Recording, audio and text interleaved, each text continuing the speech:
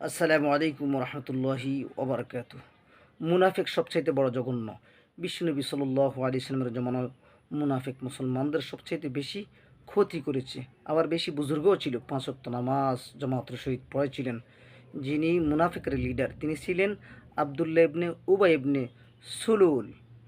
বিশ্বনবী সাল্লাল্লাহু আলাইহি ওয়াসাল্লাম হাদিসের মাঝে মুনাফিকের পরিচয় তুলে ধরেছেন। আল্লাহ রব্বুল আলামিনও পবিত্র মহাগ্রন্থ আল কোরআনে সূরাতুল বাকারার মধ্যে উল্লেখ করেছেন। মুত্তাকিনদের পরে মুনাফিকের আলোচনা করেছেন। কাফেরদের কথা যেমন আলোচনা করেছেন, মুত্তাকিনদের ব্যাপারে যেমন আলোচনা করেছেন, তেমনিভাবে লম্বা চড়া মুনাফিকের কথা উল্লেখ করেছেন।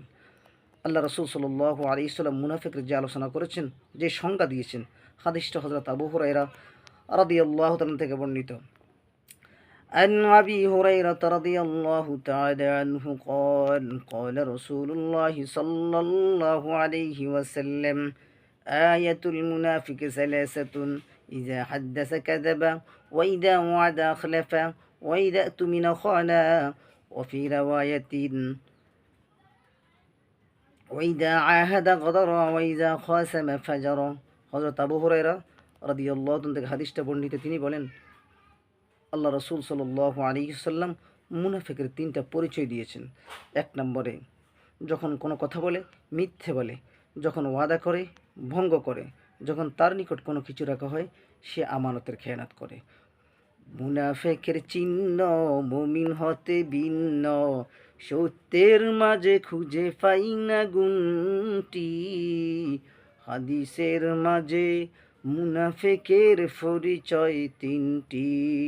কথায় কথায় সে শুধু বলে মিছে, সত্যের ভান করে আগেও পিছে।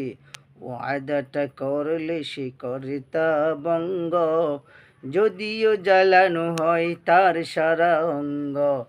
যদি তার নিকটে কিছু রাখা হয় আমানত, জেনে শুনে করবে তার খেয়ানত। মুনাফিকের পরিণাম জেনে রেখো ভাই, ঠিকানা তার জাহান্নাম পাবে না রেহাই। ইন্নাল মুনাফিকিনা ফিদ দারকিল আসফালি মিনান নার। মুনাফিকের পরিণাম হবে জাহান্নামের নিম্ন স্তরে। তাই ইনশাআল্লাহ আমরা নামাজ পড়ব, ঠিকই মুনাফিকি করব না, মানুষের ক্ষতি করব না।